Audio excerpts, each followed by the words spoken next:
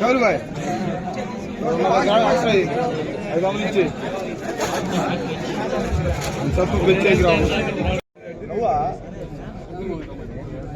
రాజు bye ఇటు చూడు ఇటు చూడరా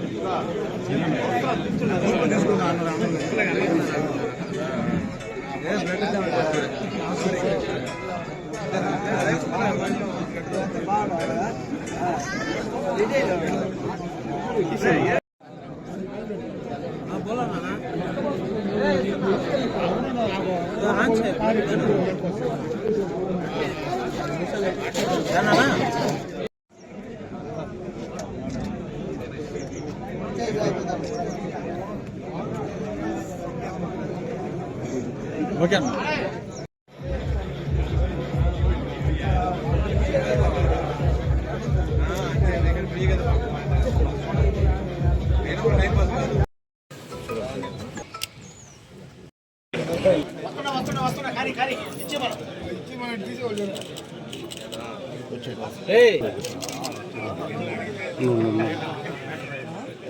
వచ్చే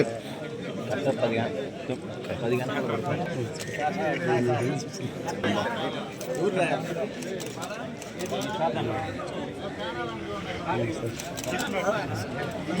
ఈ పక్కన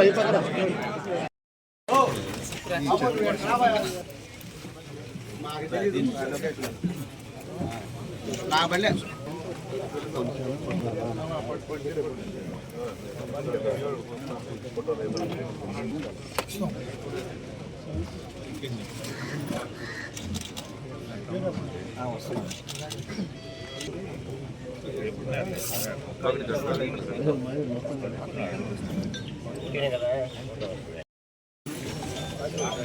చూసుకోవాలి జాగ్రత్త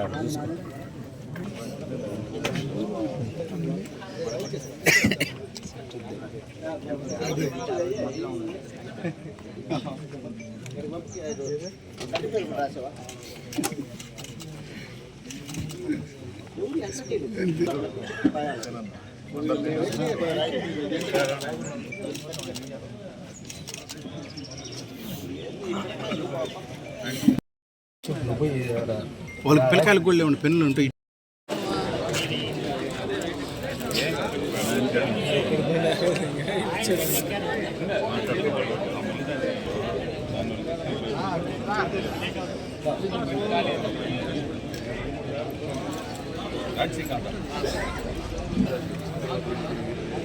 ఏమన్నా నాకు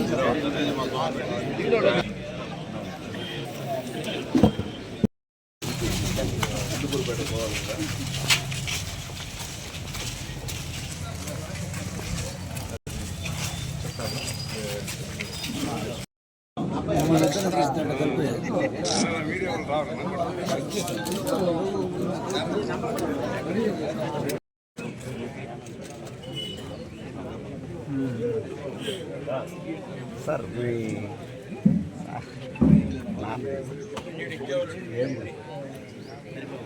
ఓనర్కి పాజిటివ్ అన్న సరే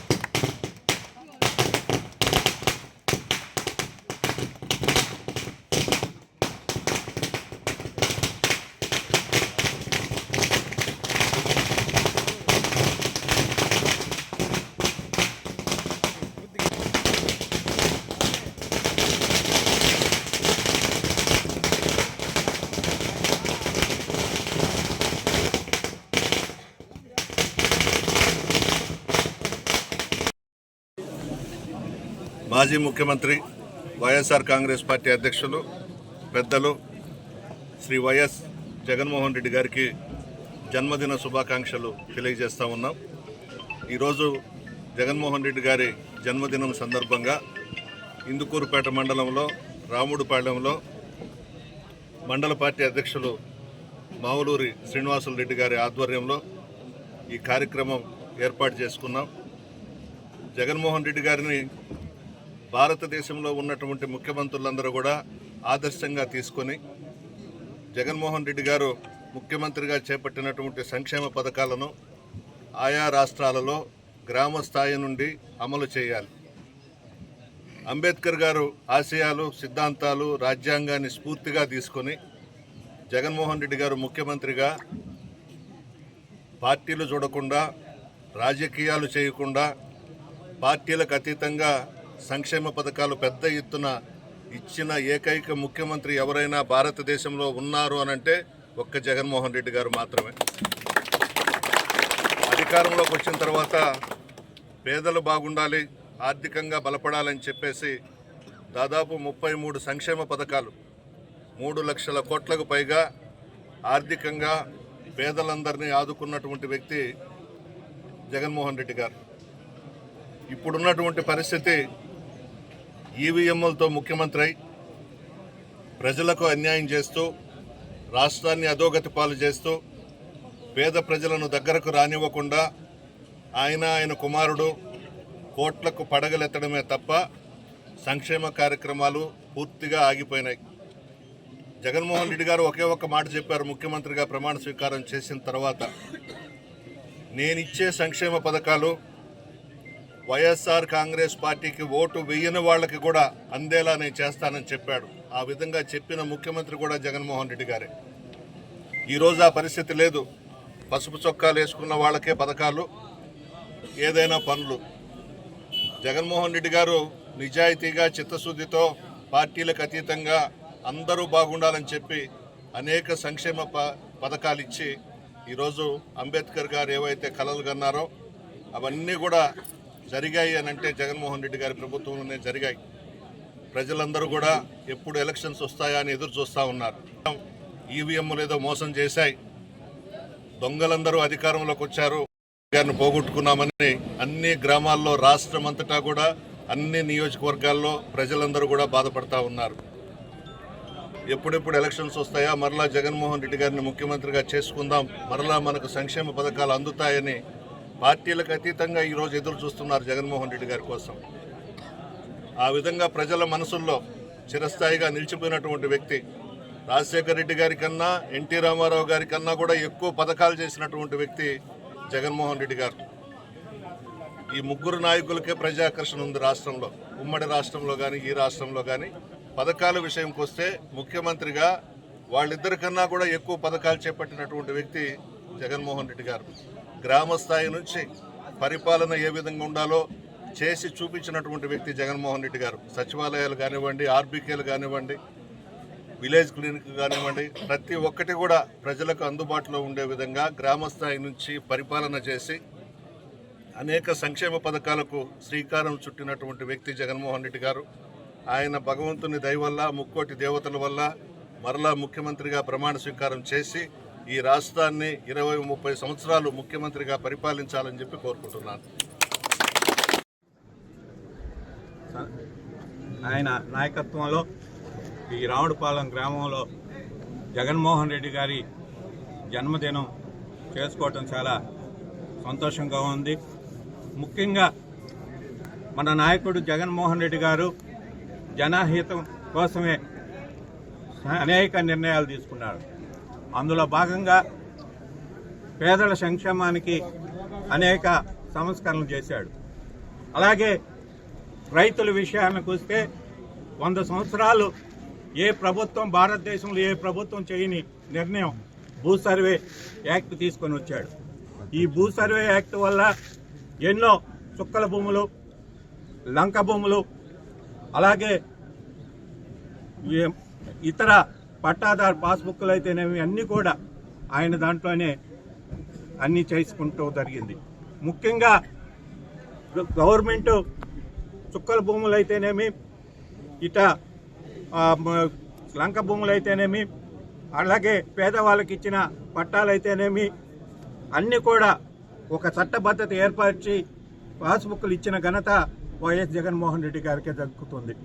కాకుండా ఉంటే ఈ సర్వే విధానంలో రాళ్ల మీద జగన్ గారి ఫోటో వేశారని, పాస్బుక్ల మీద జగన్మోహన్ రెడ్డి గారి ఫోటో వేశారని అసత్య ప్రచారం చేసి జగన్మోహన్ రెడ్డి భూములు లాక్కుంటారని ఈ విష ప్రచారం చేసి పోర్టల్ ద్వారా చూపించి వక్రీకరించి చూపించి మన జగన్మోహన్ రెడ్డిని కించపరిచే విధంగా ప్రభుత్వాన్ని కించవిధంగా చూపించారు.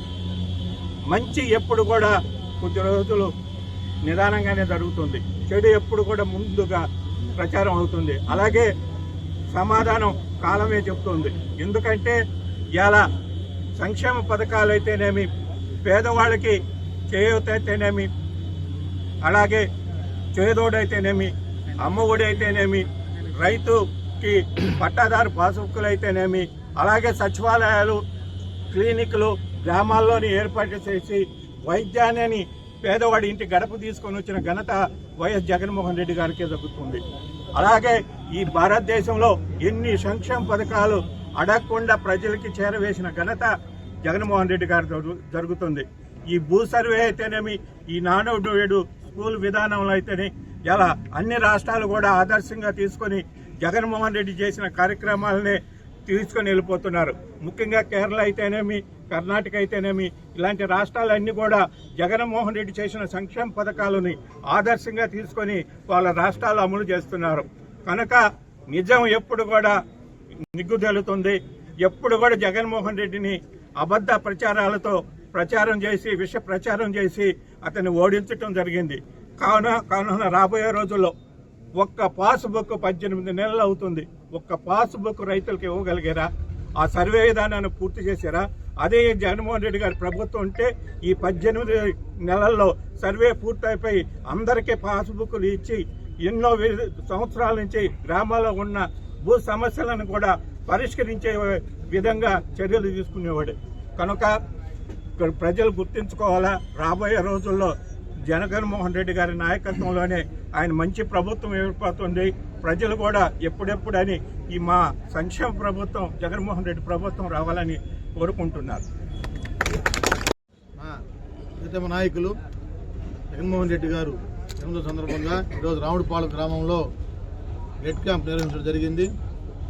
మేము అనుకున్న దానికంటే ఊహించిన విధంగా ఈరోజు ఇక్కడికి మండలం నుంచి అందరూ కూడా నాయకులు కావచ్చు, అలాగే బ్లడ్ ఇచ్చినటువంటి దాతలు కావచ్చు, ఈరోజు ఇక్కడికి విచ్చేయడం జరిగింది.